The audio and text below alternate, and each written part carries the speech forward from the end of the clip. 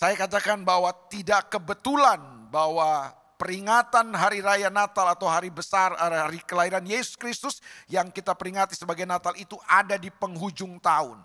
Secara penanggalan internasional ditempatkan di ujung tahun.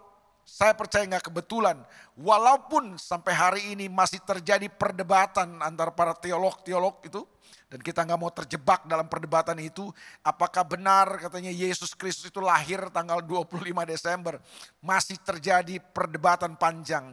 Tapi kita nggak mau terjebak di situ, kita mempercayai bahwa Yesus Kristus datang ke dalam dunia ini, dia lahir lewat seorang perempuan, perawan Maria. Dan itu sebuah fakta yang tidak bisa dibantah oleh siapapun.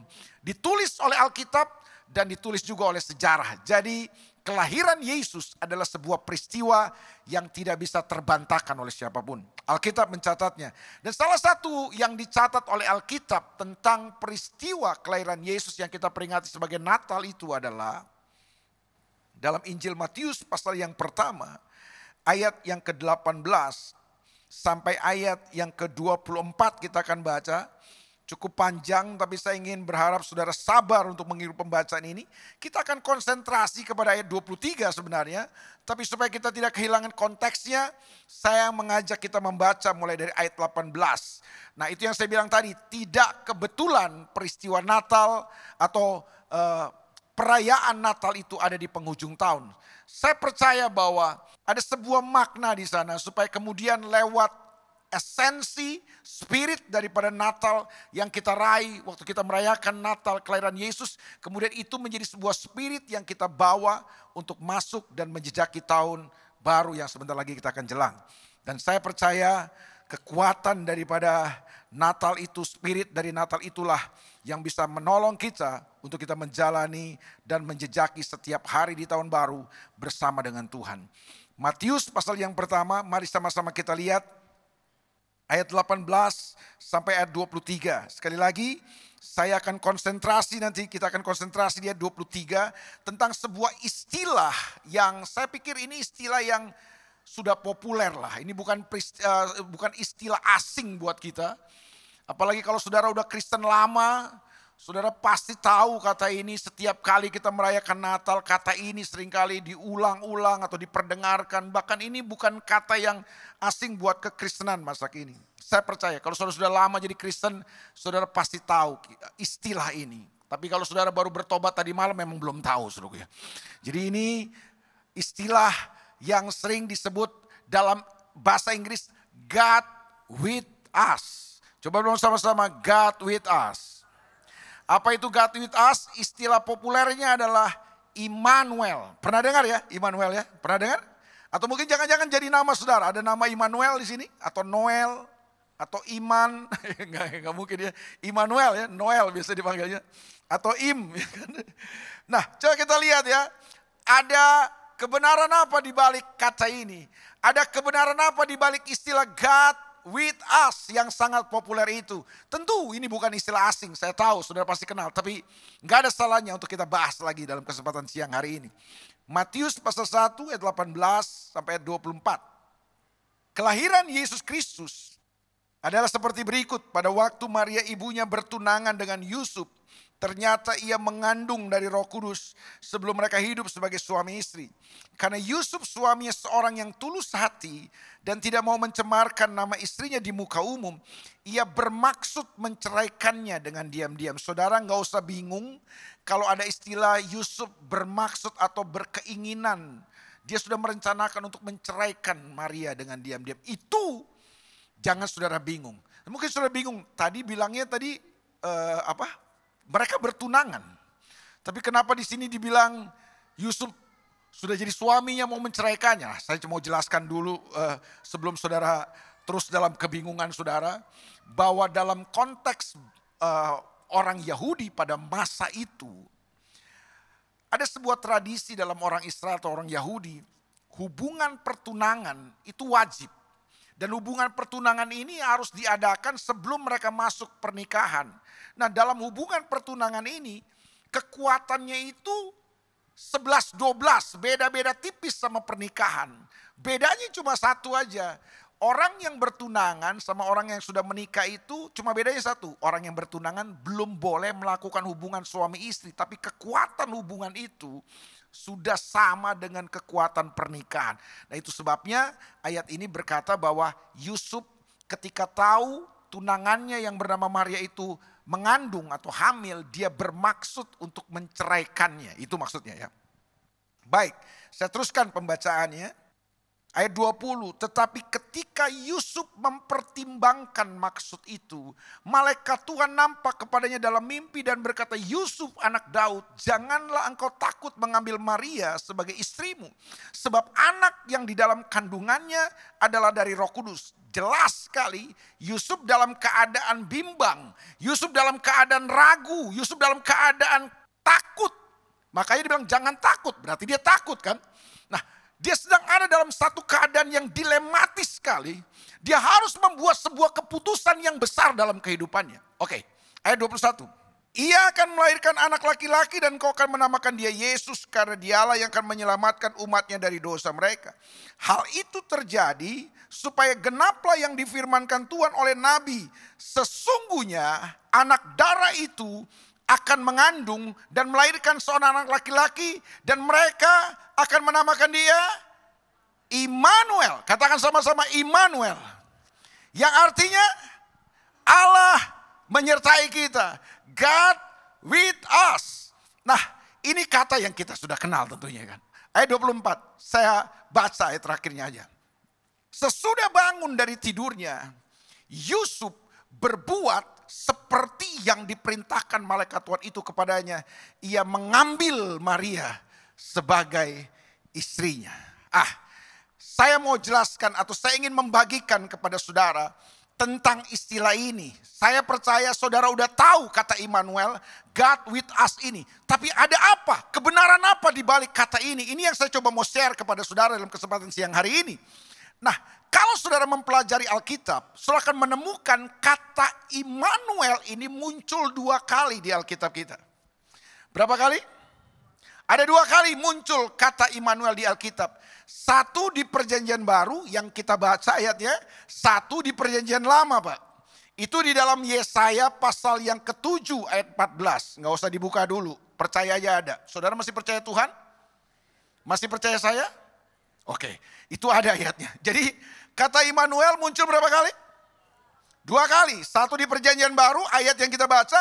Satu di perjanjian lama. Nah, yang menariknya kata Immanuel yang saya pelajari di Alkitab ini, 2 kali kata ini muncul dalam situasi dan peristiwa yang beda-beda tipis.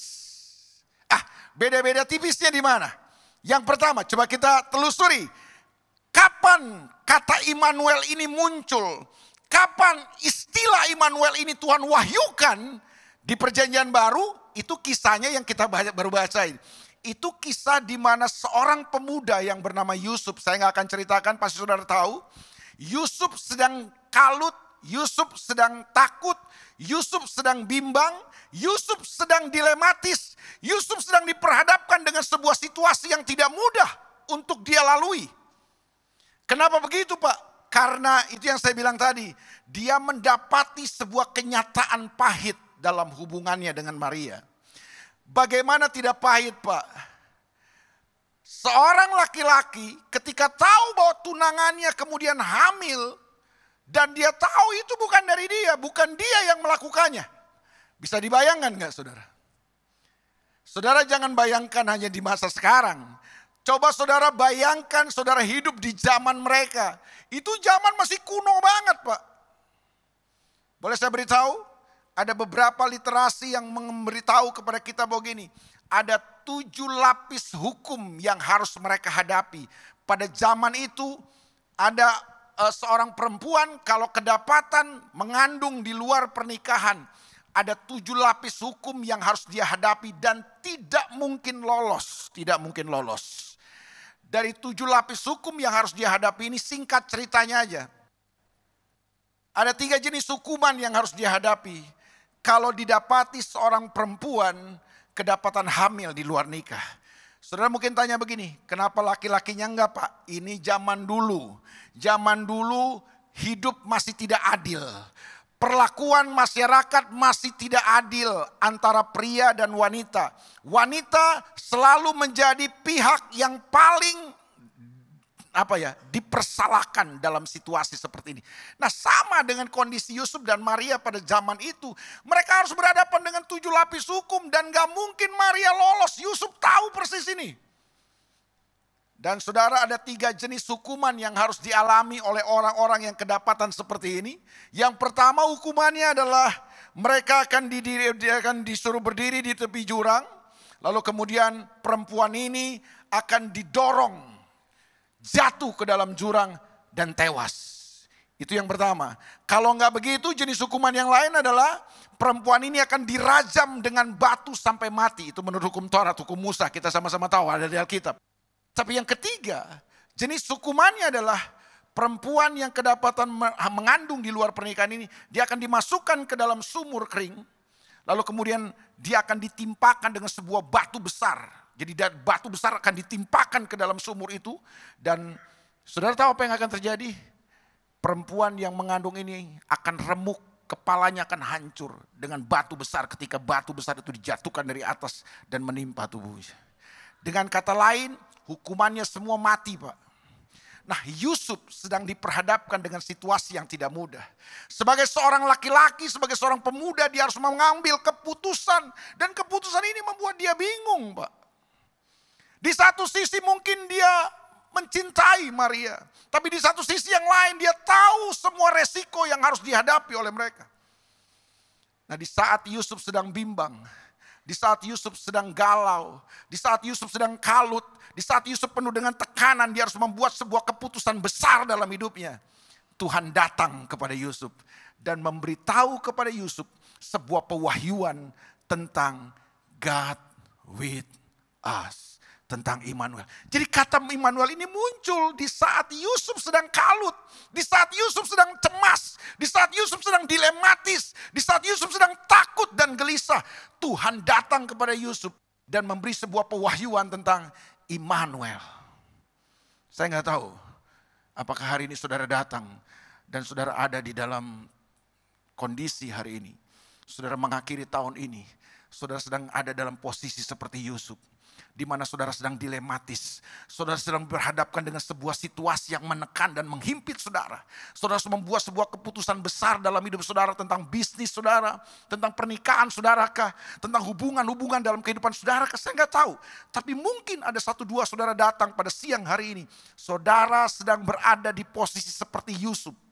Atau mungkin saudara mau masuk tahun baru, tahun 2024. Saudara sedang diperhadapkan dengan situasi seperti Yusuf ini. Saya cuma mau beritahu sama saudara. Ada Tuhan yang bisa mewahyukan kepada kita. Sesuatu yang memberi pengharapan buat kita. Saya cuma mau beritahu sama saudara gini. Gak usah takut. Karena Allah adalah Immanuel. Saya berdoa buat saudara. Supaya saudara dapat pewahyuan ini.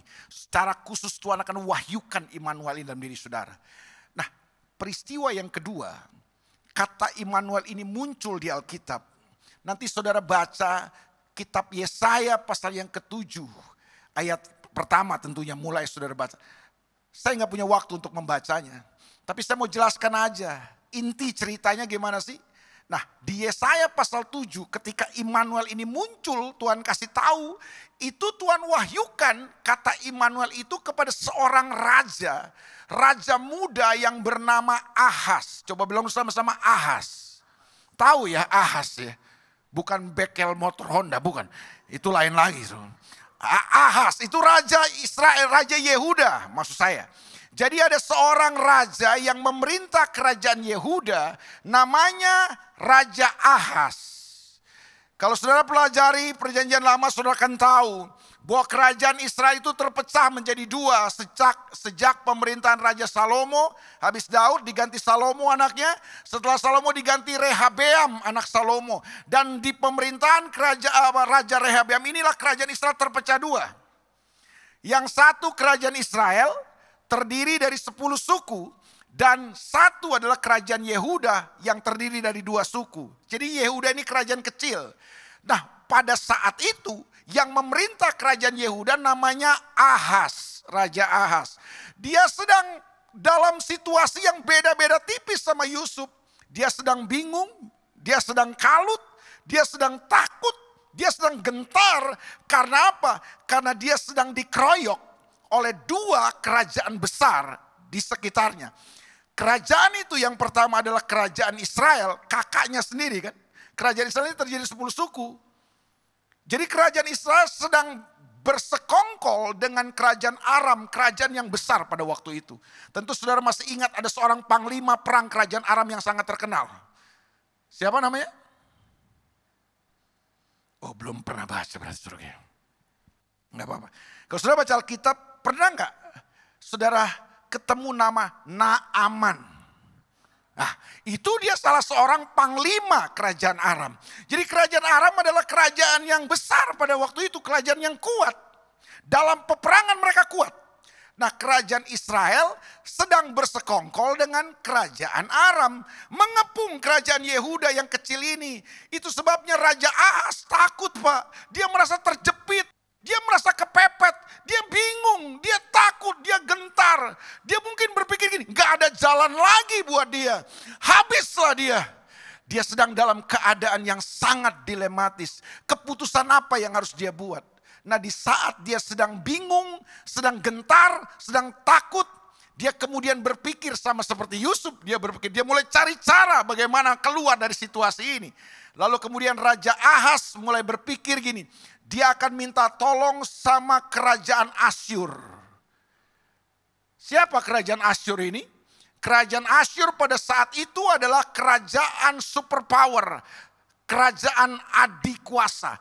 Waktu itu kerajaan Asyur adalah kekuatan paling hebat di dunia pada zaman itu. Jadi dia udah pikir, lebih baik aku minta bantuan kepada Raja Asyur.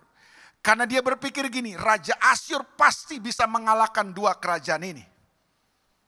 Oke? Sampai di sini mesti bisa mengikuti saya nggak nih? Oke ya, kan daripada saudara baca Alkitab panjang, kita baca, nah saya ceritain. Bahwa kata Immanuel itu muncul di situ kisahnya.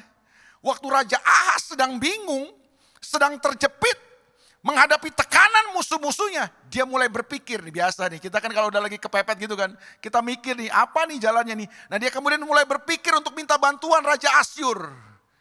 Dia lupa Pak, bahwa Raja Asyur ini, kerajaan Asyur ini adalah kerajaan yang tidak mengenal Tuhan. Pertanyaan saya buat saudara, menurut saudara, dengan semua informasi yang saya katakan tadi, menurut saudara, kerajaan Asyur sebagai kerajaan adikuasa waktu itu, bisa nggak mengalahkan dua kerajaan ini? Kerajaan Israel dan kerajaan Aram. Nggak apa-apa, saya sabar, saya ulang. Menurut saudara, sebagai sebuah kekuatan adikuasa adidaya pada zaman itu, kerajaan Asyur mampu nggak menaklukkan dua kerajaan yang sedang mengepung Ahaz ini? Mampu. Ibaratnya tuh gini, Raja Ahaz itu tikus kecil, katakan sama-sama tikus kecil. Ya, kerajaan Yehuda tikus kecil ya kan, dua suku doang kan tikus kecil. Tikus kecil ini sedang ketakutan Pak, kenapa? Dikeroyok oleh dua tikus besar. Tikus besar ini siapa? Kerajaan Aram dan kerajaan Israel. Oke? Ada tikus kecil yang sedang ketakutan. Kenapa dia takut? Sedang dikepung, dikeroyok oleh dua tikus besar. Nah dalam keadaan bingung, takut dan gentar, tikus kecil ini berpikir, kalau begini gue minta tolong aja sama seekor kucing. Dia mau minta tolong sama kucing, Raja Asyur. Nih kalau saya udah jelasin kayak begini, sudah gak ngerti juga, saya serahkan pada Roh Kudus. Ini udah gak ada cara lain saya menjelaskannya nih. Oke? Raja Ahaz apa? Raja Ahaz. Raja Ahaz. Tikus kecil. Oke? Yang sedang takut. Gentar. Kenapa gentar? Kenapa bingung? Kenapa takut? Lagi dikeroyok. Lagi dikepung sama dua tikus. Ya Allah, saudara kalau begini gak ngerti juga kelewatan. Ini saya udah kayak anak sekolah minggu jelasin sama saudara nih. Nah dalam keadaan takut, si tikus kecil ini berpikir. Cari cara kan. minta tolonglah dia. Dia baru mau minta tolong nih sama seekor kucing. Nah ini sekarang pertanyaannya. Ini memang jam 1 tuh susah-susah gampang Pak. Jemaat itu habis makan siang antara sorga dan bumi Pak. Ada yang natap saya gini. Natap matanya tapi kosong Pak. Nah itu mulai saya curiga tuh ya. Oke. Gak apa-apa lah. Saya menghormati jam yang saudara sudah pilih untuk kebaktian. Kembali kepada masalah tikus tadi. Ada tikus kecil sedang ketakutan karena dikepung oleh 2 tikus besar. Dia takut nih Pak, waduh kita habis ini mangsa mati dah kita, mampus lah kita nih. Nah karena ketakutannya kemudian dia mulai berpikir. Minta tolong sama kucing. Nah pertanyaannya, menurut saudara kucing bisa gak ngalahin 2 tikus besar ini? Kucing, masa gak bisa ngalahin 2 tikus besar? Bisa gak? Oke, seandainya kucing besar ini sudah mengalahkan 2 tikus yang besar ini, kira-kira apa yang terjadi? Wih, kayaknya udah ngopi dulu ya kamu ya sebelum kesini ya. Cerdas banget dia nih. Iya dong, itu logikanya aja. Dia bisa kalahkan 2 tikus besar itu, dia bisa matiin, dia bisa makan itu 2 tikus besar.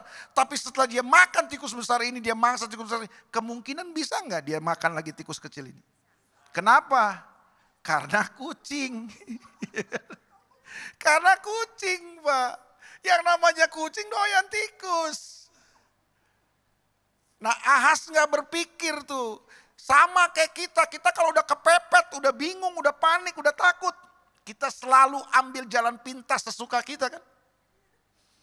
Nah di saat dia sedang bingung itulah, ketika dia mulai berpikir, dia mulai merencanakan, kalau begitu gue minta bantuan sama Raja Asyur. Di saat itulah Tuhan mengutus seorang nabi yang namanya Yesaya datang kepada Raja Ahas. Kasih tahu firman Tuhan kepada Ahas. Ahas gak usah takut kamu, ada Allah Immanuel. Nah pewahyuan kata Immanuel itu muncul lagi. Sama kan?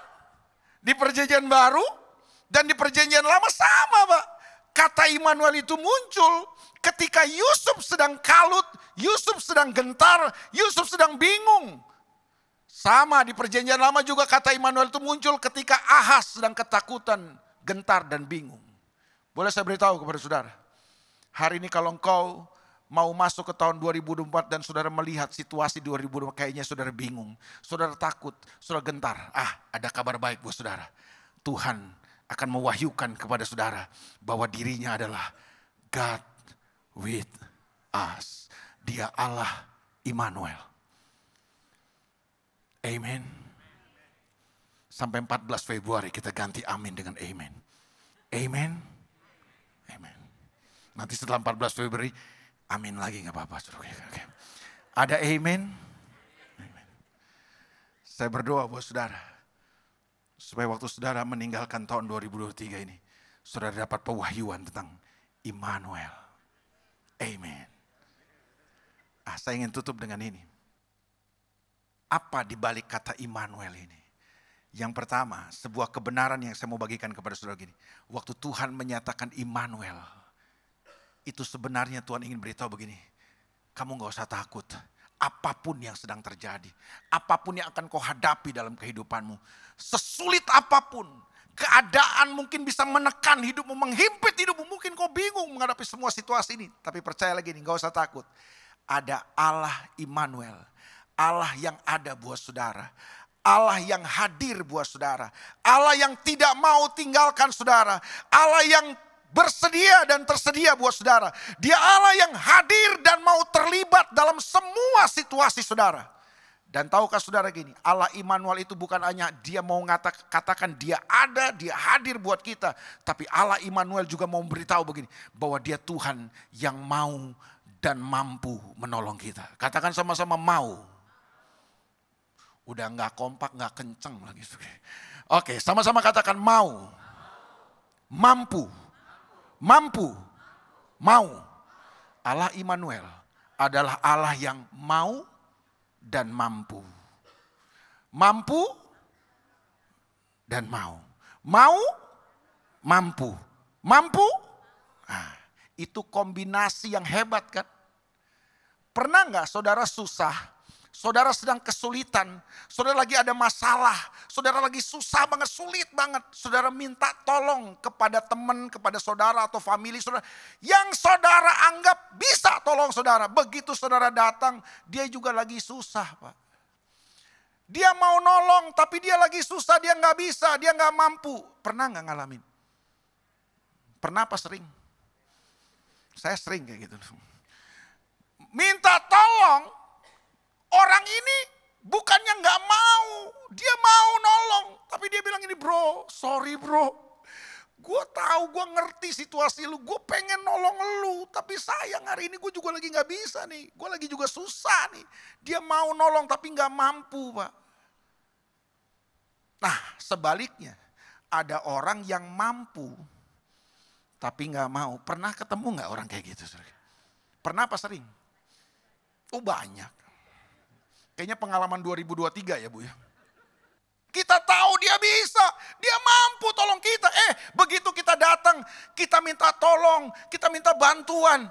Dia alasannya segudang, lagi sibuk lah, lagi inilah, lagi itulah. Padahal dia mampu, tapi dia nggak mau. Ada orang yang mau nolong kita tapi nggak mampu. Ada orang yang mampu nolong kita tapi nggak mau. Beda sama Tuhan. Immanuel. Dia Allah yang mau dan dia Allah yang mampu. Dia bukan hanya Allah yang mau saja, dia Allah yang mampu tolong saudara. Dia bukan hanya Allah yang mampu tolong saudara, dia Allah yang mau tolong saudara. Ini kombinasi yang tak terkalahkan. Doa saya buat saudara, hadapi tahun 2024 dengan pewahyuan Immanuel. Dia Tuhan yang ada buat saudara, dia Tuhan gak pernah tinggalkan saudara. Dia Tuhan yang mau terlibat dengan saudara, dan dia Tuhan yang mau dan mampu tolong saudara.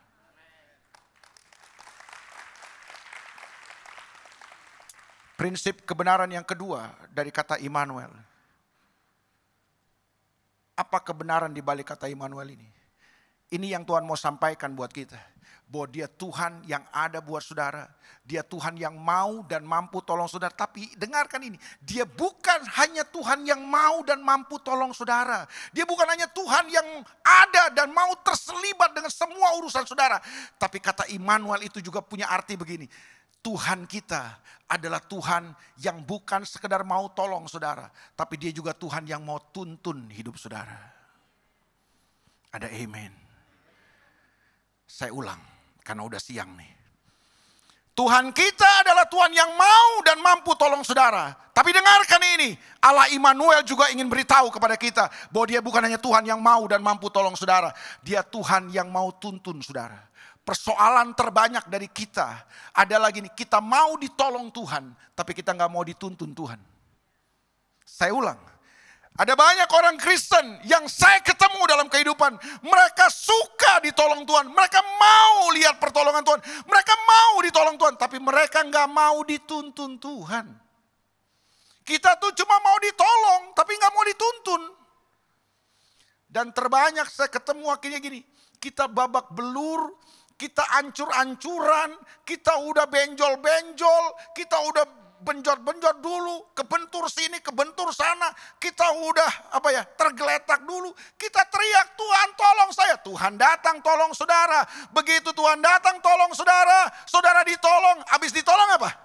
Kita jalan lagi dengan diri kita sendiri, kita pilih jalan kita lagi sendiri, kita gak mau dituntun Tuhan lagi, kita pilih, kita putuskan semau kita aja. Benjol lagi, babak belur lagi, benjot-benjot lagi, hancur lagi, kita teriak lagi, kita minta tolong Tuhan lagi. Tuhan datang gak? Tuhan datang tolong saudara, tapi habis ditolong Tuhan, kita jalan lagi dengan diri kita sendiri. Berulang kali kita jatuh di dalam lubang yang sama. Hari ini yang saya mau beritahu kepada saudara, Allah Immanuel, dia bukan hanya mau dan mampu tolong saudara. Dia Tuhan juga yang mau tuntun hidup saudara. Beri dirimu dituntun Tuhan. Tahun 2024 kita gak akan tahu apa yang terjadi. Gak ada yang bisa tahu. Mungkin saudara bisa prediksi, tapi prediksi manusia bisa meleset Pak. Tapi yang saya mau beritahu gini, dia Tuhan yang sudah ada di depan kita. Dia tahu semua apa yang akan terjadi, makanya gini, biarkan dia tuntun saudara dan saya. Kita terbanyak ini, kita merasa kita paling tahu dengan hidup kita. Kita so jago, kita belagu. Kita mau tuntun hidup kita sendiri. Kita jalan menurut pikiran kita masing-masing. Itu sebabnya kita seringkali hancur dalam kehidupan. Kenapa? Karena kita nggak mau dituntun Tuhan. Allah Immanuel adalah Allah yang bukan hanya mau menolong saudara. Dia Allah yang mau menuntun saudara. Waktu Tuhan menuntun hidup kita, Dia nggak selalu bawa kita ke jalan yang menyenangkan. Mungkin jalannya tidak menyenangkan buat daging kita. Tapi percayalah, jalan Tuhan, tuntunan Tuhan tidak pernah salah buat hidup kita. Tuhan hanya akan menuntun kita ke tempat-tempat terbaik dalam hidup kita. Tapi berapa banyak kali kita mau menyerahkan hidup kita untuk dituntun Tuhan. Terbanyak kita ikut medsos, kita dituntun oleh TikTok, kita dituntun oleh Google, kita dituntun oleh apa kata pakar, kita dituntun oleh para influencer. Kita biarkan hidup kita dituntun itu. Lebih daripada firman Tuhan menuntun hidup kita. Itu yang membuat kita seringkali hancur dalam kehidupan. Karena kita lebih mempercayai dituntun oleh apa yang dunia ini katakan. Bukan apa yang Tuhan katakan buat kita. Waktu Yusuf terima pewahyuan Immanuel. Ayat 24 tadi yang kita baca dari Matius pasal 1. Yusuf berbuat seperti yang Tuhan perintahkan kepadanya. Gampang? Tidak gampang, Pak. Yusuf harus melewati sebuah perjalanan panjang. Melelahkan, banyak tantangan. Bahkan dia harus pergi ke Mesir, lari ke Mesir, perjalanan yang jauh sekali. Tapi itu yang saya bilang, tuntunan Tuhan tidak selalu membawa kita ke jalan yang menyenangkan. Tapi tuntunan Tuhan selalu membawa kita ke jalan kemenangan dan jalan yang terbaik. Beri hidupmu dituntun oleh Tuhan. Anak-anak muda, saya lihat banyak anak muda. Bagaimana cara engkau memilih pasangan hidup? Bagaimana engkau memilih pergaulanmu hari ini? Dituntun Tuhankah kita? Atau kita jalan dengan pikiran kita sendiri? Bapak Ibu, pilih bisnis, pilih menantu, dituntun siapa saudara? Kita seringkali tidak membiarkan Tuhan menuntun kita.